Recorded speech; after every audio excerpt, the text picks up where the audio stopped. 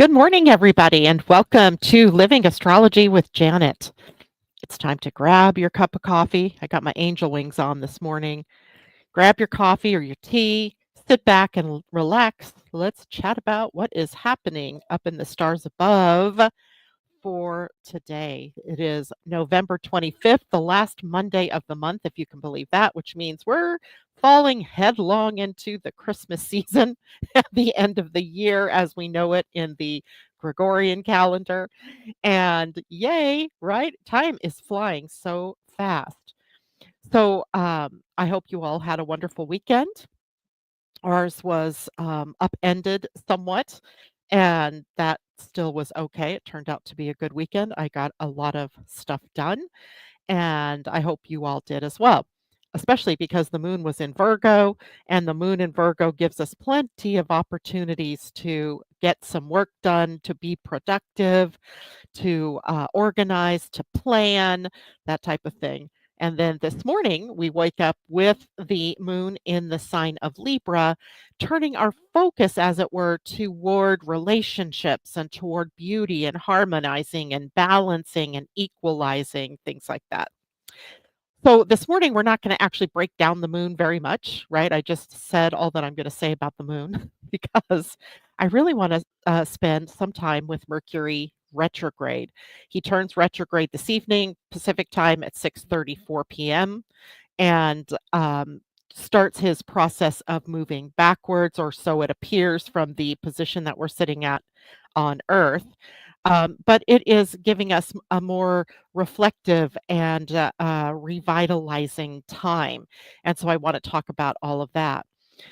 Before we get into Mercury, by the way, I want to look at Mercury through astrology, through a reimagined sign of Sagittarius that he is moving through human design, and get like a full view of what happens when we start to look a little deeper into the planets and their movements.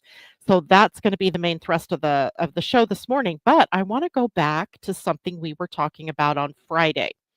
So the type of astrology that I've always done and continuing to do is tropical zodiac, or I use the tropical astrology for all my readings and for all the work that I do. And in this case, we learned, or on Friday, we learned about two types of sidereal astrology. There is the sidereal astrology that Vedic astrologers use, which still assigns 30 degrees of the sky to each sign. And yet it moves the planets and the points into the actual constellation that they are in. But then there's true sidereal astrology. And what makes it true is that it not only moves the planets into the constellations that they're actually in, but ascribes the degrees that each constellation takes up in the 360-degree wheel as its actual placement. So signs like, or constellations like Virgo and Pisces, which are huge in terms of the placement around the ecliptic, they take up more time in terms of how long is it that we count the sun in that sign. And this is where, when we're adding in a 13th sign, that we begin to see the truth of how it is that the tropical zodiac has shifted away, and how it is a sidereal astrology brings us into actual alignment. So then I took it one step further because, of course, I'm going to. And I found a calculator online that I want to share with you this morning so that you can figure out what your true sidereal astrology is through chart, through signs, through even a little brief description of each of those signs, okay, or of each of those placements. So I've asked a couple of people to be my guinea pigs this morning, and I have the first chart up. So I am actually going to share my screen here. Oops, I got to do that from this screen. I'm going to share my screen with you so that um, there we go. Now this is for Diana. Diana, I'm going to kind of hide your information here if I can. So I entered in the information for her birth, just like normal. And so Diana Schneider, this is yours. Okay. So we get a chart. Now, if you have your own personal chart from the tropical zodiac, Diana, you'll see the differences almost immediately. And on this, you can look at the placements of the planets, right? So now we see she has an ascending Leo, a Cancer sun in the 11th house, and so on. And that is different from her birth date because July 26th would actually give her a Leo sun, and now she's a Cancer sun, and the moon in Aquarius, and so on. And then if you push sky view, you actually even get to see what things look like in the sky, although that makes it a little more confusing if you ask me. And then you can click on chart and you see the chart. And then if you scroll down, Diana, you can see how the sun in Cancer plays out, the sun in the house that it's in, the moon, and the ascendant, right? And you can go on and pay for a full report, but it's like, I don't know, $95 or something. I didn't even pay for it for myself because I think you really get an idea here of the true sidereal astrology. Now, if you look at this chart, what you see is look how large Leo is. This is Leo. Look how large Virgo is, right? It takes up a lot of degrees of the sky because the actual constellation does, right? If we were to look up in the night sky, Virgo would take up a number of degrees more than the 30 that it's allotted in the tropical zodiac. And then look here, Libra shrinks. Scorpio shrinks to include Ophiuchus, and Sagittarius actually stays at about 30 degrees of the sky. Capricorn shrinks, Aquarius shrinks. There's Pisces as opposite of Virgo. It's taken up a good chunk of the sky. And then Aries, Taurus, Gemini, and Cancer. So to recap here for a moment, when we look at true sidereal, this is true sidereal. In regular sidereal, all of these would be 30 degrees, just like it is in tropical, but the difference would be that the planets and points would be moved into the actual constellations that they are populating at this moment. In true sidereal, we've actually taken the chart and we've divided that 360 degrees into the actual span of degrees that the constellation holds in the sky. So you see that the different signs take up more space. And if you, let's see, I'm gonna see if I switch screens here. Here is the new or the true sidereal dates. Hold on, I need to go back to StreamYard to make sure you're seeing that. Um, and you're not really seeing that yet. Let me stop sharing and then I'll reshare. Here we go. So for all of you listening who didn't get your chart put up on the screen, here are the dates of the true sidereal signs. So, for example, this is how I become a Taurus, right? Because my birthday's the 19th of June. So I'm now a Taurus Gemini, Tor Gemini, I guess you could say. And as we look at what Leo is now, Leo is August 7th to September 14th. So Diana, being born on July 26th, is here in the sign of Cancer. My husband and his twin brother are now Virgos. No, yeah, they are Virgos. Look at how, Virgo spans the entire month of October. So those of you born in October, even if you're Scorpios, you're not in true sidereal, you're Virgos. And that spans from September 15th to November 3rd, which means that as we sit here today at the 25th, we are now in Scorpio as far as the sidereal signs go. So this is another chart that you can get on the site. I find it confusing, so I'm not even going to bring it up to you. But what I wanted to do is give you guys the link to be able to find this for yourself. So I'm pasting that into the chat for you. And just know that this is a different system, right? It is a different system, but it's more inclusive and it's more true in that it's taking those planets and plopping them exactly where they are in a span of degrees that really represents the actual constellation that they are sitting in. So we've moved constellation into concert with zodiac sign, and take a look at it. Try it out for yourself. Try it on for size. How does it feel, Diana, to be a Cancer? Right? How would it feel to be having a moon in a different sign, or your ascendant perhaps changed? My ascendant didn't change when I did mine. I stayed a Cancer ascendant. Um, and it's kind of fun to look at this just to get a glimpse. And here's how I think this plays out, right? I'm not saying, okay, let's all shift and go over to this new system. It's not really a new system, it's just a different system. It's been around, so it's not brand new. But if we start to align ourselves with this, what do you think would be the impact on your actual life? Do you think it might be maybe filling in some gaps that, were left open?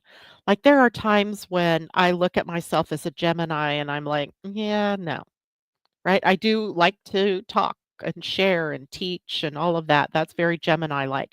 But I am not a social butterfly. I totally can talk to people, but I am not a socialite. I do not like to go flitting. I am very uncomfortable at parties, things like that. I like to be alone at home, away from it all.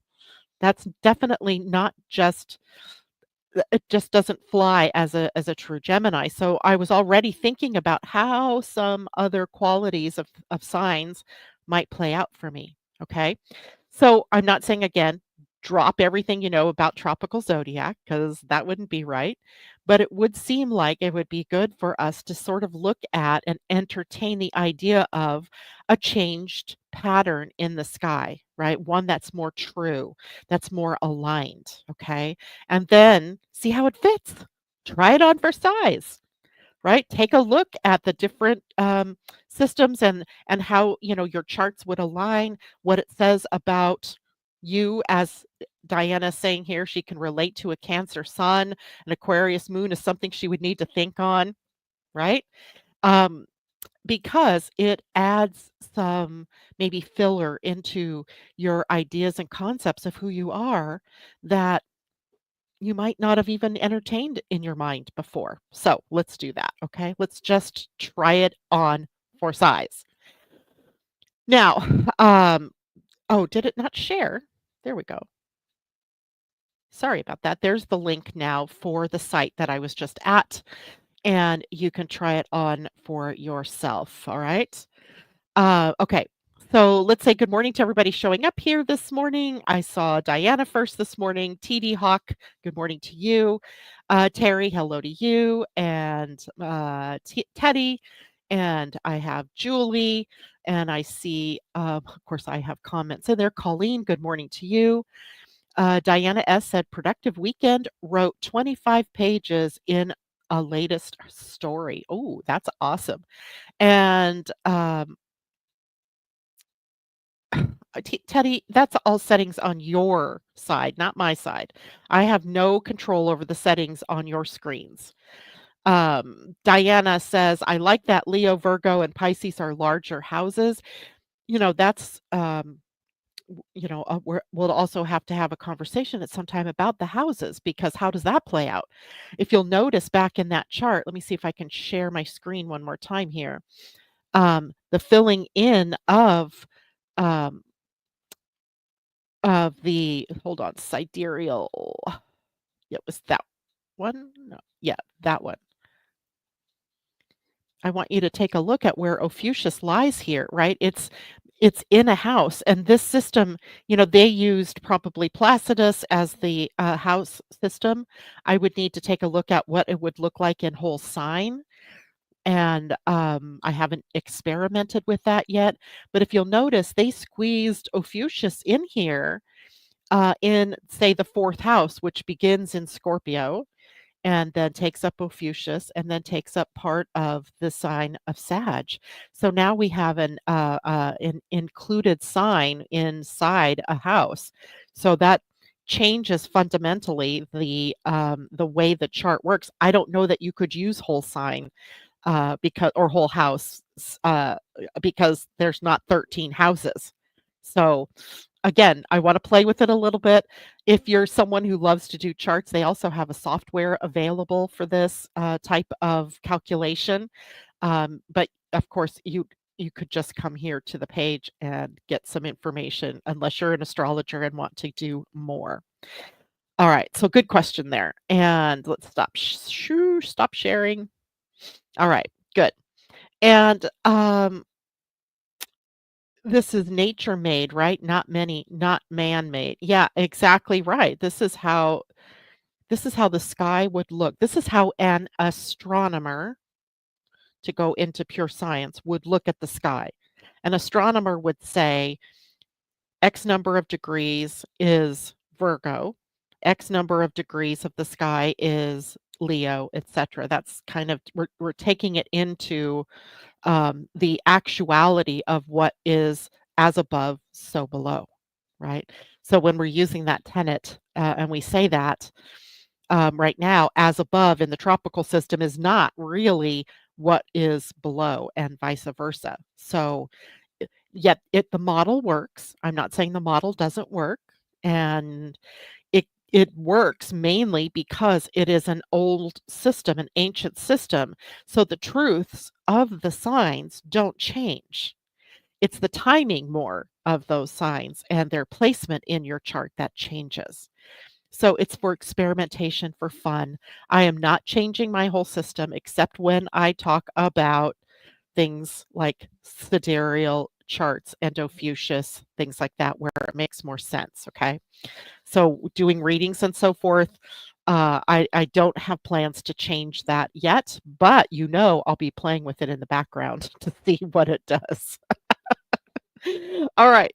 So the main thrust of the show this morning is about Mercury in Sagittarius moving into retrograde this afternoon, this evening, actually 6:34 p.m. Pacific time, 9:34 p.m. on the East Coast. And if you're in Europe, further probably into tomorrow morning, very early. And what we have is a change in the direction of a planet, seemingly, right? We don't actually know that Mercury turns around and goes backwards. That's not the case.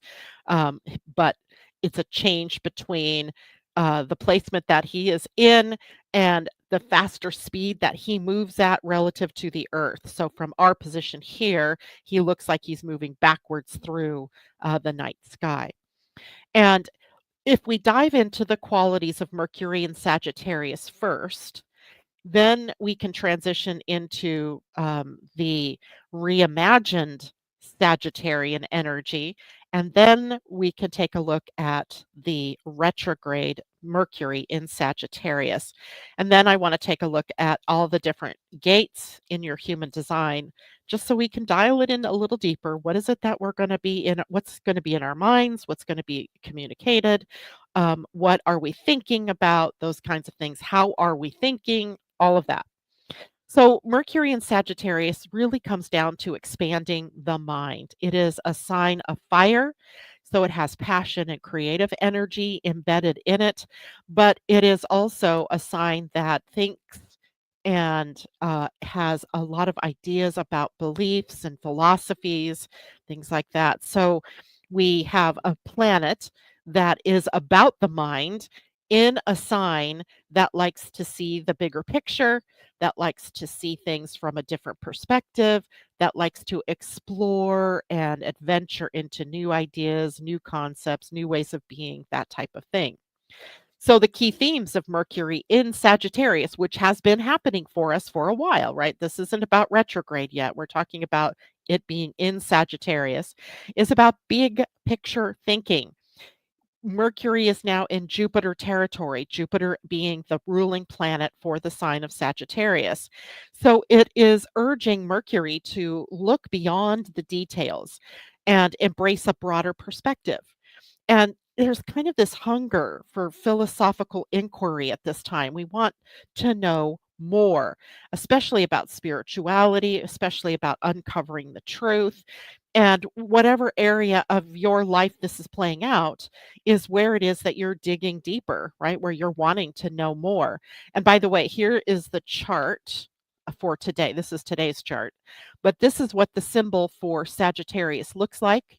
And there you see Mercury already he's in standstill at this point at the degree in which he will turn retrograde. And let's see, 22 degrees, 38 minutes, I think that says. 39 minutes. Doesn't matter really, except that's where he is. And will retrograde and move backward through the sign, going, from the 22nd degree backward toward the 6th degree, which is where he entered his retrograde phase, the pre-shadow. And so we've already been dealing, with these concepts at this point in time. And I know this looks a little odd because it looks like he's much closer to the 0 degrees of Sag. But if you look at the points, these little tick marks actually show you, where the planet is. So 22 degrees being further down in to the sign. Now, with Mercury and Sagittarius, we've had boundless curiosity. We've wanted to search out the exploration of ideas, of new things, right? What have we all done, at least as it relates to astrology, over the last couple of weeks since November 7th, when Mercury actually moved into Sagittarius or into the retrograde zone? He moved into Sagittarius before that. We've been exploring different ideas of astrology. We've been reimagining the zodiac. We've been saying, what if we see things from this bigger perspective and change up some of our ideas? So we've been doing this anyway, right? And it's about asking the big questions when Mercury's in Sagittarius. Why are we here? What is the truth? How do we make meaning in the world? How do we make this make more sense to us?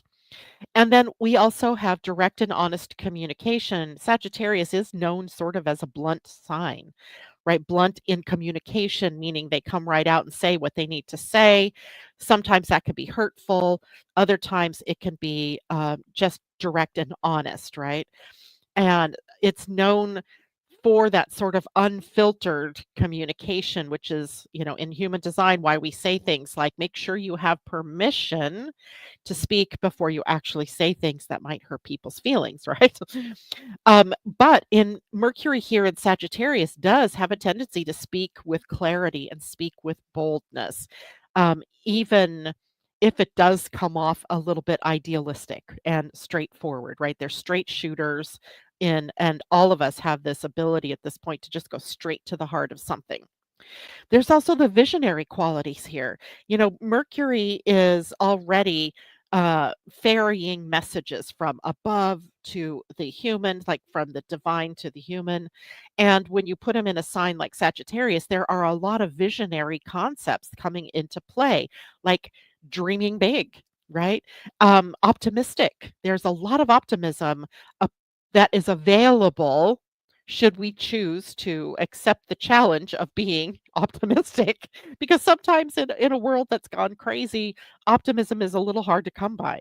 But Sagittarius kind of pushes us to envision possibilities and move beyond limiting beliefs and limited thinking in that respect as well.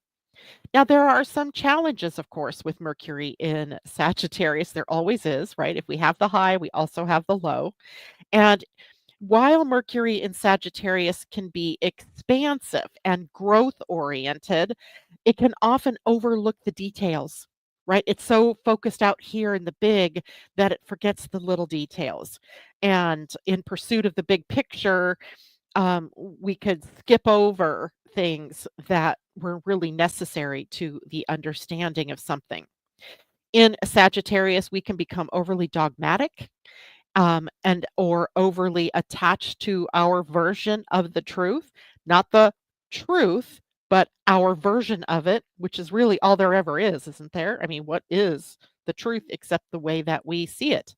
And sometimes that can create this self-righteousness in the sign of Sag, right? Where our our words, because this is Mercury, begin to speak about truth in a sort of dogmatic way.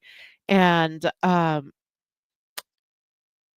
anyway, so thinking about that, what you're saying and how you're saying it, and don't rush ideas or rush conversations without fully considering the nuance of it, right? Don't miss the nuance.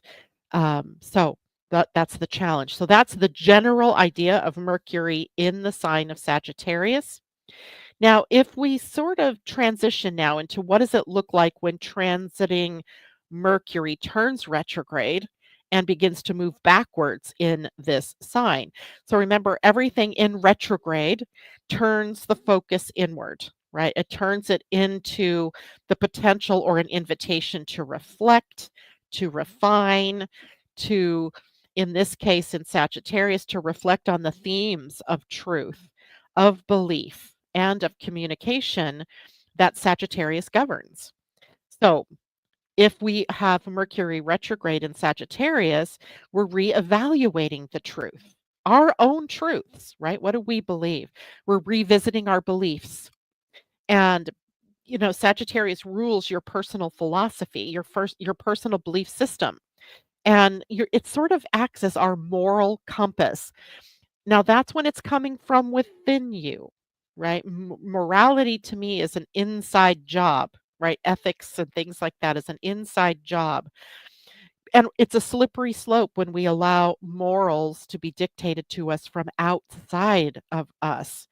And here's where it is the opportune time to question your long held assumptions about how the world works, about your place in the world, reevaluating what feels true for you versus what doesn't feel true, as opposed to something like, and I'm not going to bash religion here, but something like religion that dictates a moral code to you from outside of you.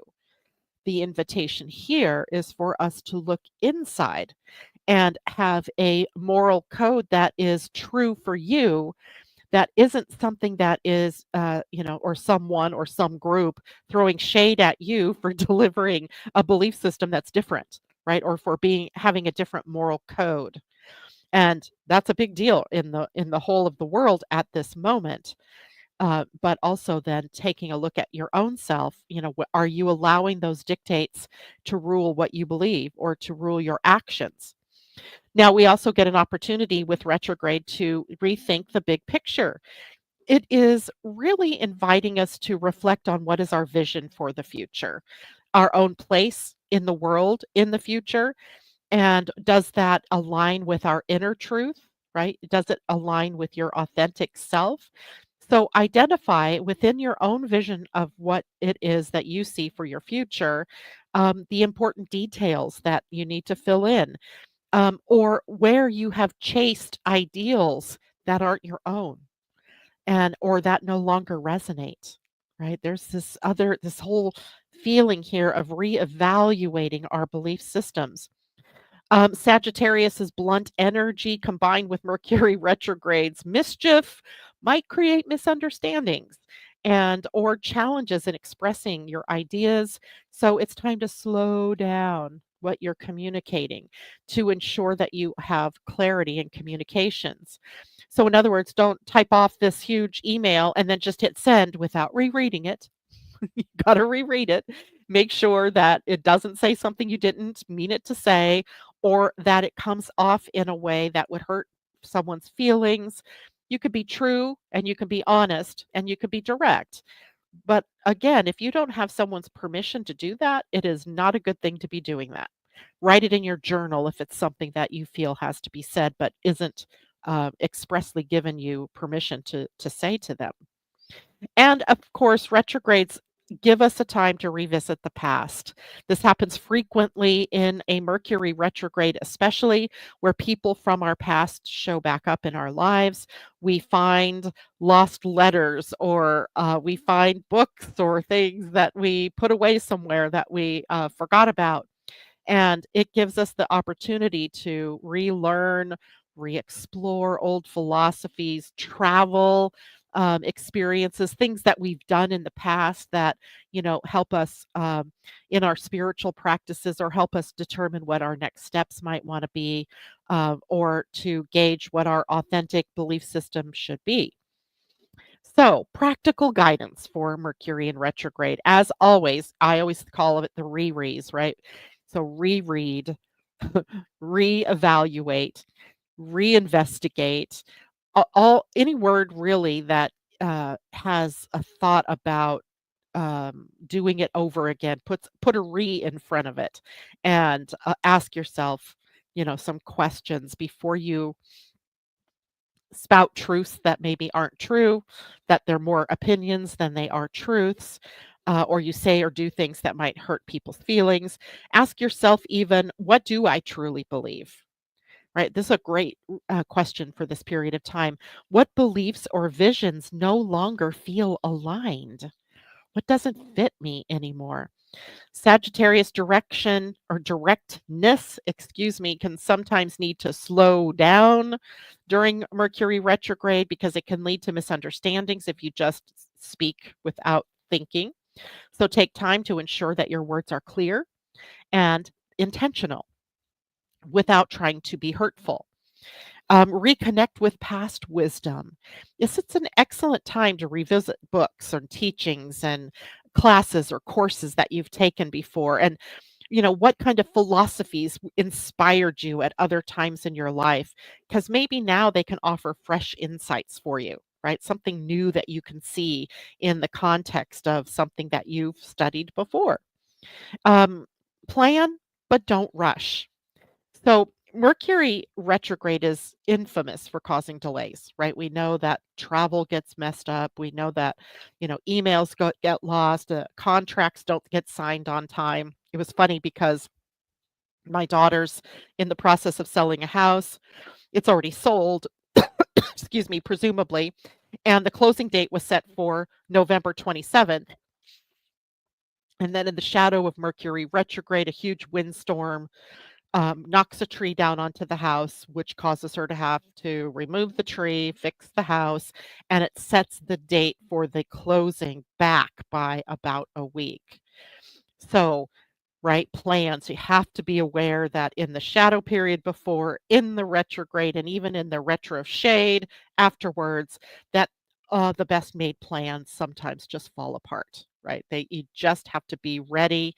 So, use this time rather than leaping forward into things. Maybe, tune your vision, fine tune the things that you're doing without charging ahead with new plans.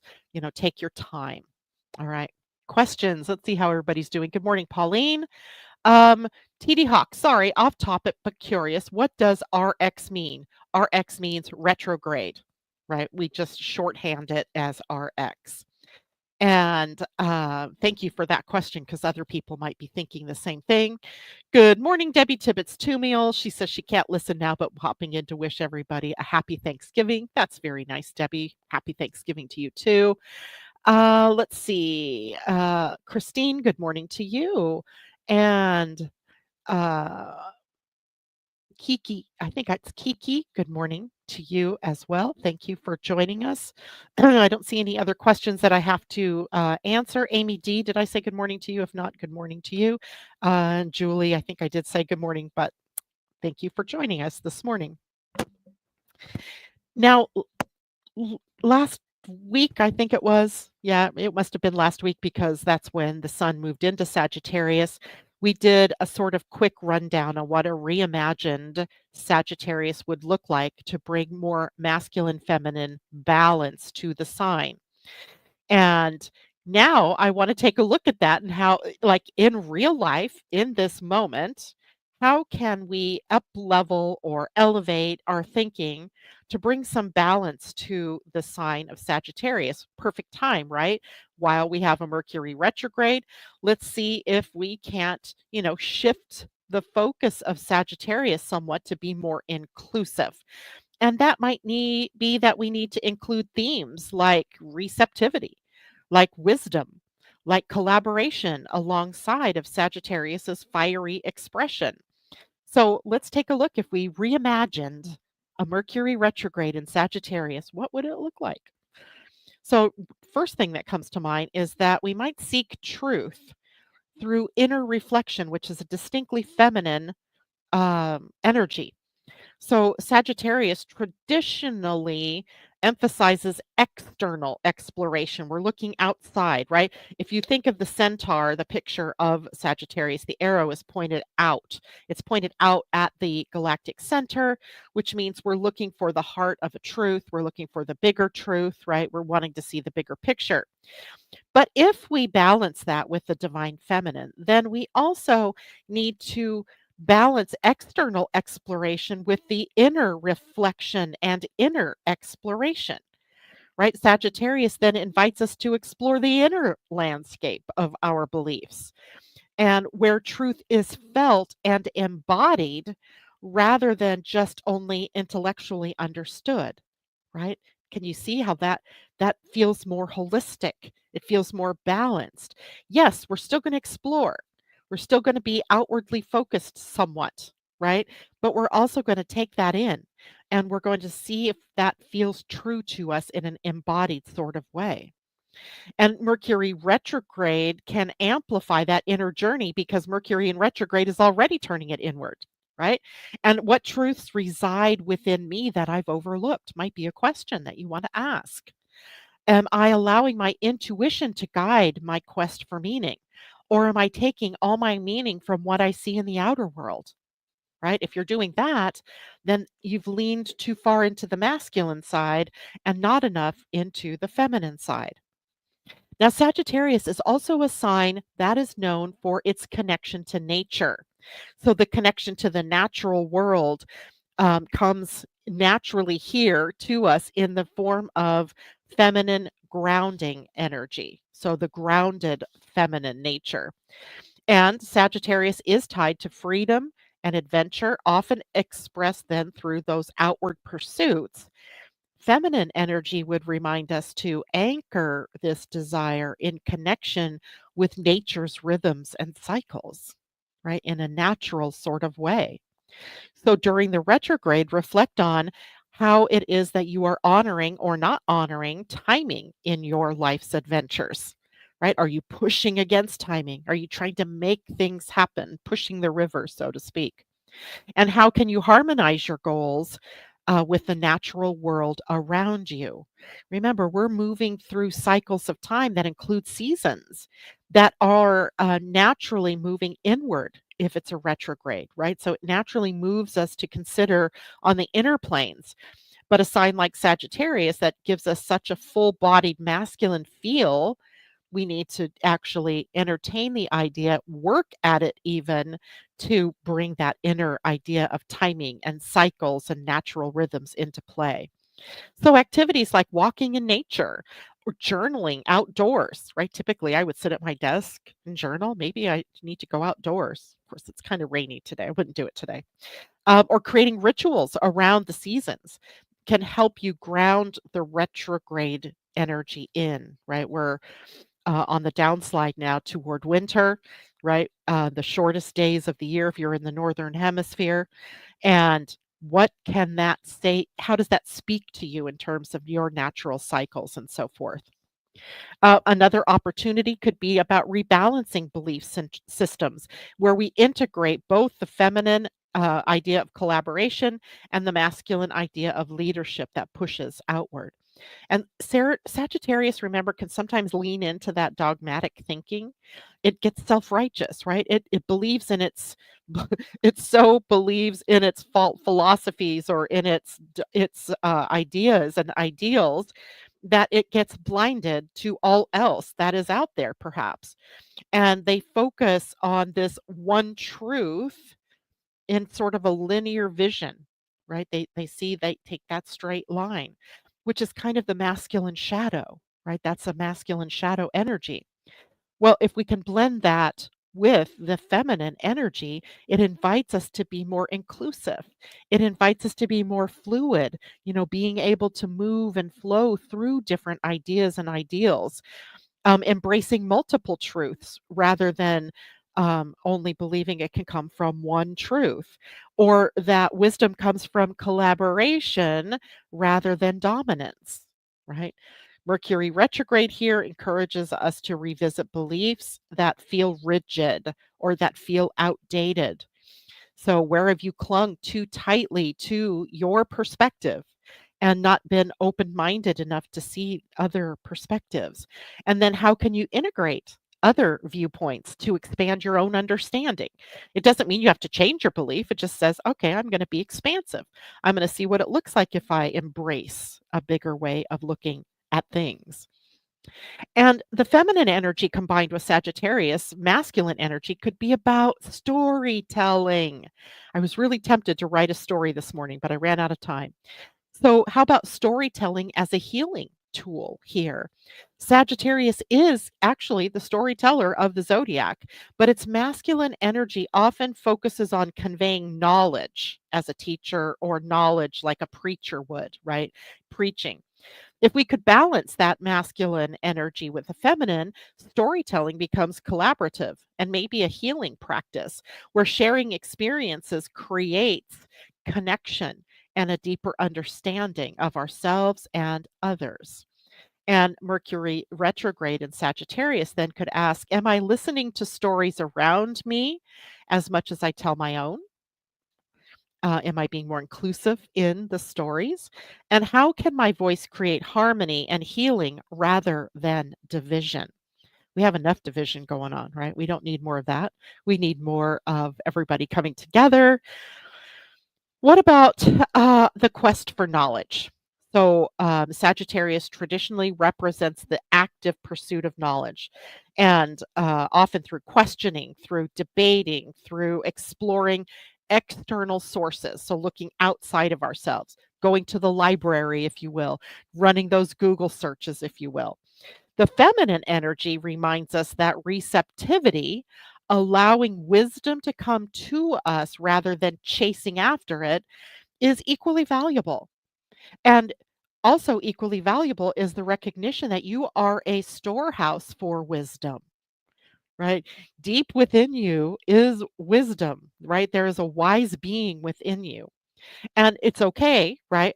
We do want to look outside of us for information, right? Knowledge and facts and figures and all of that have their usefulness.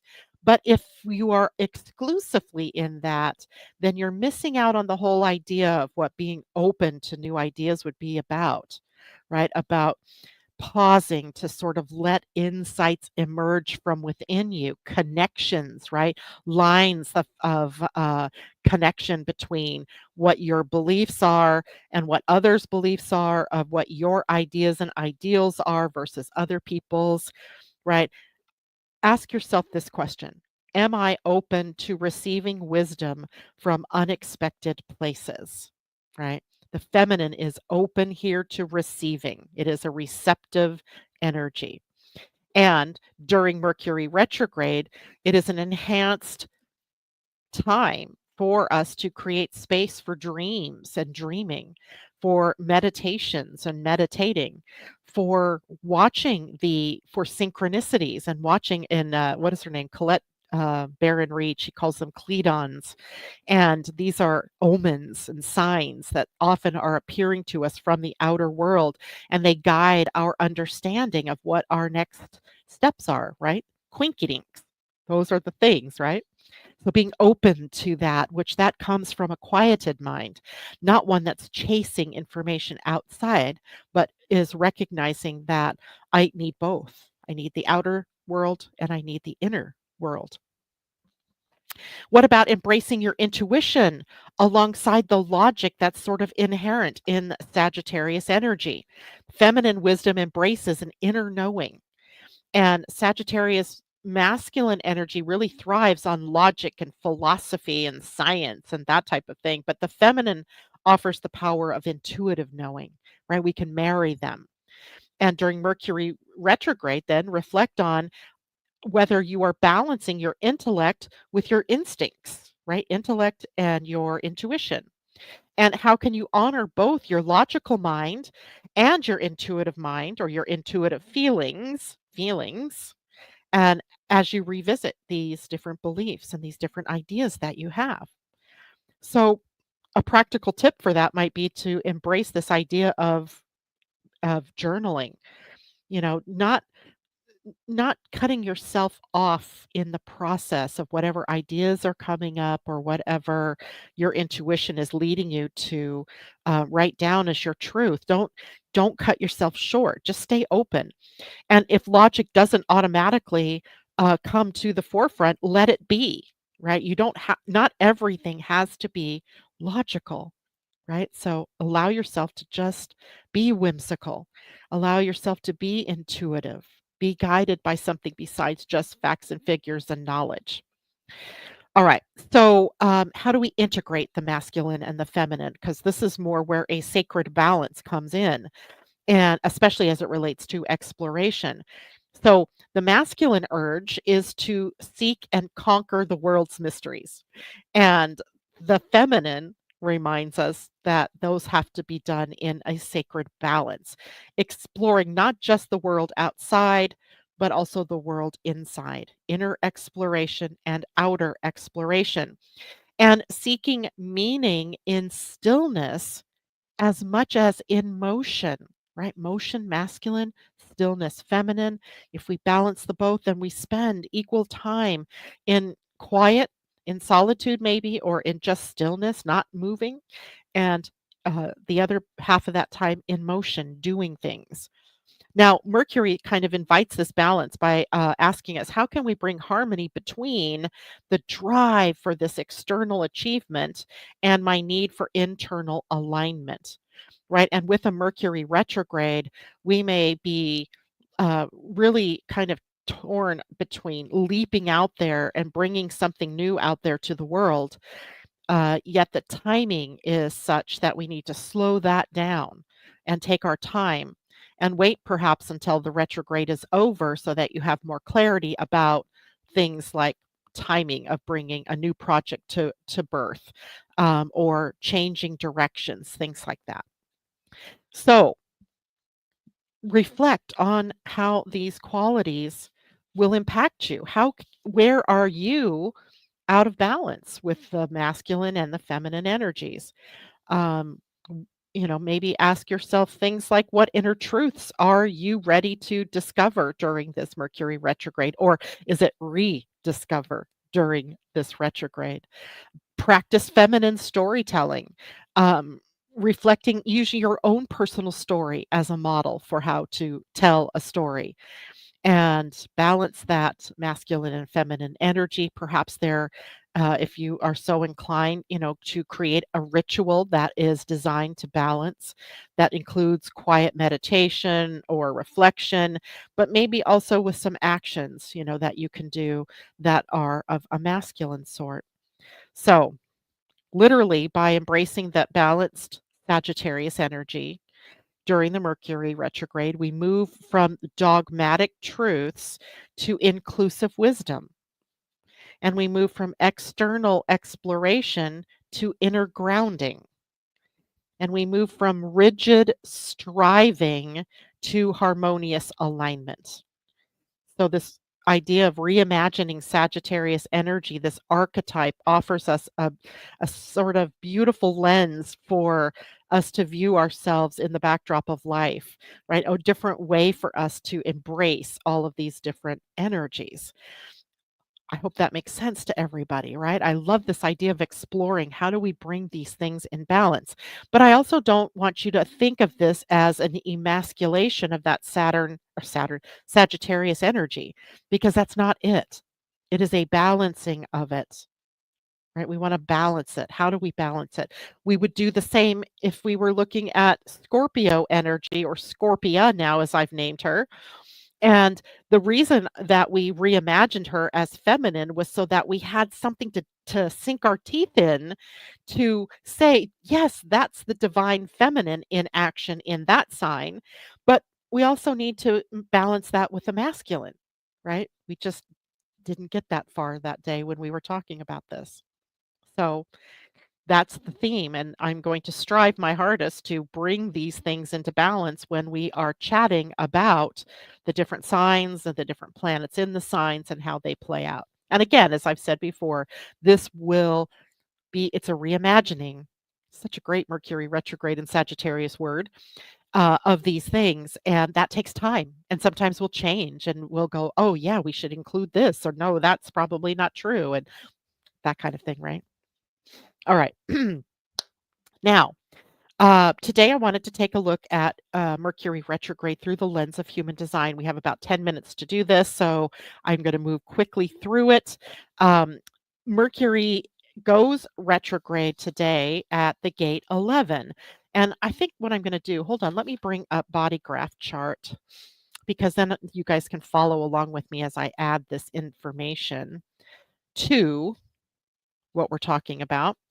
So Mercury today turns retrograde at the gate 11. Let me share my screen.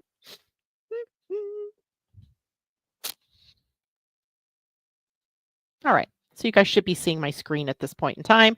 And gate 11 sits on the Ajna. And literally, there's only one day that Mercury sits here in retrograde. So he's there today, and then tomorrow he's there, and then he goes into backward into the sign previous to that sign or that gate, excuse me. Now, the gate 11 is called the gate of the conceptualist in quantum human design. In traditional human design, it was known as the gate of ideas. And the theme here is about ideas. It is about concepts. It is about illumination, turning the light on. I love the explanation that Richard Rudd once gave, Richard Rudd of the Gene Keys, about the gate 11, that even in the darkest times, in the darkest dark, if you can see even a pinpoint of light, and if you can focus your vision on that light, you start to bring it into a larger frame, right? And that's kind of this truth here, right? An idea is like this little light photon, and the concept is there, but it's not built out yet. So in the gate 11, we really see that there's this idea of ideas and how it is that those things take time to nurture and to build and to sort of flesh it out somewhat so that we have a bigger idea of what it is that we want to share with others. The center, this is the ajna, and the ajna is the center. It's like the brain, right? This is where we would imagine the brain being, because this is about memory and ideas and concepts that are entertained by figures and facts and things like that. Now, the shadow energy of this gate 11 could be about chaos and overwhelm, right? Where we try to take this idea, which is just a concept, right? Just a starting, a little crystallized piece, and we try to take it and run with it, but there's not enough time to have considered it yet, and it takes time, right? So the idea here is that if we try to, jackrabbit our way through this idea, that we can get into this overwhelming sense of chaos. And it just the idea then kind of fizzles out, or it gets shared with the wrong person, or we try to enact it, but the timing isn't right. It's Mercury retrograde, right? Maybe we should take some time to re envision. And the gift here is that of ideas that come into a conceptual clarity because we've spent the time with it. And in its highest, in the city of this gate 11, is light, literal light. So in gate 11, where Mercury begins the retrograde, it is in a space of creative ideas and possibilities. And this gate governs the conceptual mind, where inspiration flows freely, but it can also bring challenges with sorting and grounding those ideas into action, especially with retrograde Mercury. So this is a time to revisit ideas, especially ones that you've been exploring already, and ask yourself whether there is something else that you need to add to that idea. Which idea is it? Is it an idea that's worth pursuing? Is it a distraction away from the truth of who you are or what you're meant to be doing? And the line that this will be in is the first line of the gate, because he's just moved into this gate and then turns retrograde. So we're stuck in this very foundational energy of the first line. And it's inviting us to reassess our baseline understanding of the concepts and the ideas and the inspiration that has been brought to our attention or has been brought to that idea. So reflect on whether your ideas feel inspired by light, um, or your intuition, or are they being muddled by chaos, right? That you're trying too hard to bring these things out. But literally, as I said, that is 1 or 2 days of this retrograde, and then he moves backwards into the gate 26. Now, the gate 26 sits here on the will center or the heart center, and it is a gate that's called integrity in quantum human design. So it's about influence and it's about integrity and it's about being true to oneself. And it is on the center that we sometimes call the ego center, the heart center, the will center. And its shadow energy is manipulation or misrepresentation. And the gift here is about being able to persuade others with integrity. In the real world, the influence of the 26 and the 44, if we look at it through business and economics, it has to do with sales. It has to do with setting the tone for the sale, and the tone must be set in truth. Otherwise, it becomes the stereotype of the shyster salesman, right? So the 26 here is all about persuasion, sales, selling, but with integrity, because the siddhi here in this gate is truth, the truth, right? So as Mercury's been in this gate already. So now we're going to be experiencing Mercury in retrograde here.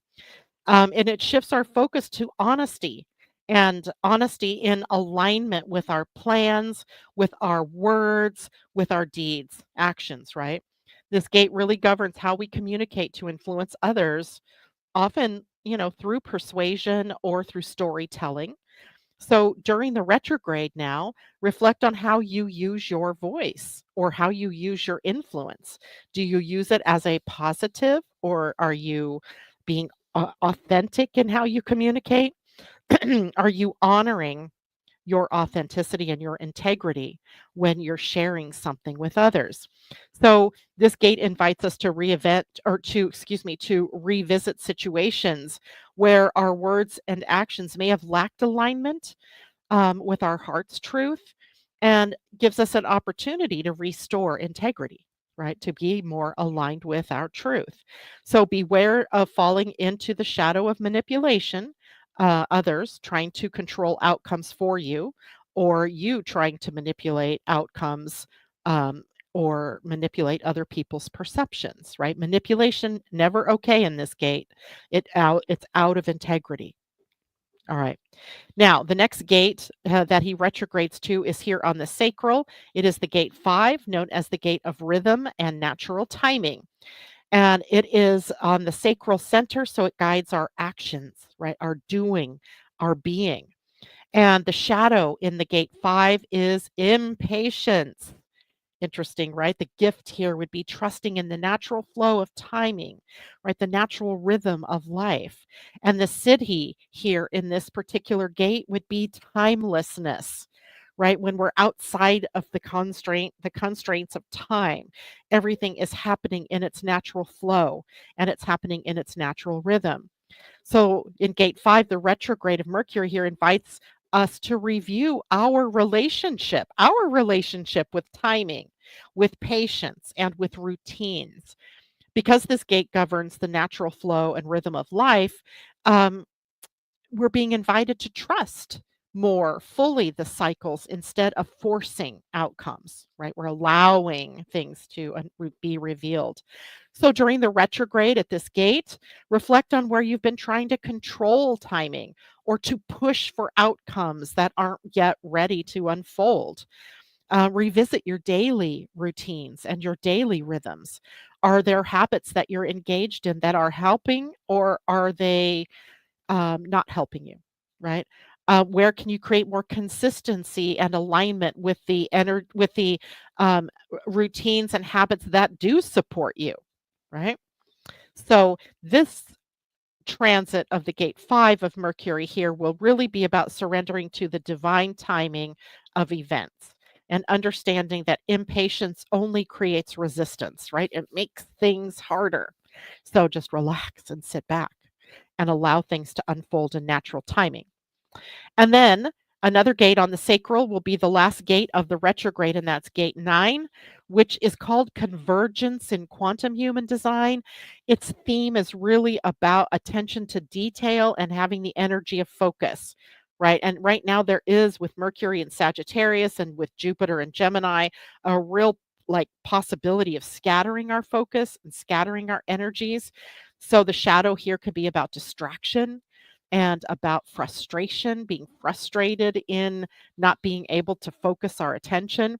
So the gift becomes determined focus, right? I'm focusing on this and I'm going to turn my phone off. I'm going to turn, everything else off so that I can be focused. And in the Siddhi, this becomes invincibility. I love that, invincibility. Mercury finishes his retrograde in this gate, emphasizing the importance for us of focus and perseverance, sticking with the program. The gate 9 governs attention to the small details, right? That support the big picture. So we see that it's a very Sagittarian theme, right? Big picture, but skipping the details, not good with the gate 9, right? We have to reflect on where our attention has been too scattered and recalibrate our focus, right? Bring it back in and ask questions like what tasks or priorities are actually the ones that are most important for me to give my full attention to right now versus scattering across lots of different ideas and lots of different focuses. How can you break larger goals into smaller pieces, maybe, so that it is more manageable, easier to get done? So it's a time for us to ground that scattered energy and realign with an intentional focus, if you will, and take disciplined action as Mercury prepares to move forward. And when he moves forward out of the gate 9, we'll be into the gate 11. So there are a lot of different themes that develop during this period of time. I hope I've given you a sort of as clear picture as I can of what to expect. And certainly, if you have questions, you can find me and ask them. And thank you, Julie. Let's not forget to hit the like button, she says. So if you are on Facebook, hit the like. If you are on YouTube, hit the thumbs up or the heart buttons. Thank you very much, Julie, for that reminder. I am my own worst enemy there sometimes. I've got to change that thinking process.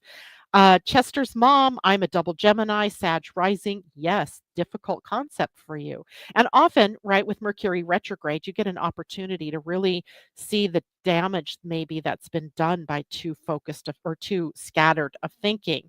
And it might give you this opportunity to recalibrate that focus, Chester's mom, and help you kind of get back on track if you've gotten off track. All right. Let's pull a card this morning. And let's see, we pulled Dreamweavers on. Okay, so my attention has been drawn to the Psychic Tarot by John Holland, right? Whom I met on a cruise a couple of years back. He was with Colette Baron Reed, and we had a great time learning from both of them, socializing with both of them. It was quite the event as we cruised through the Caribbean.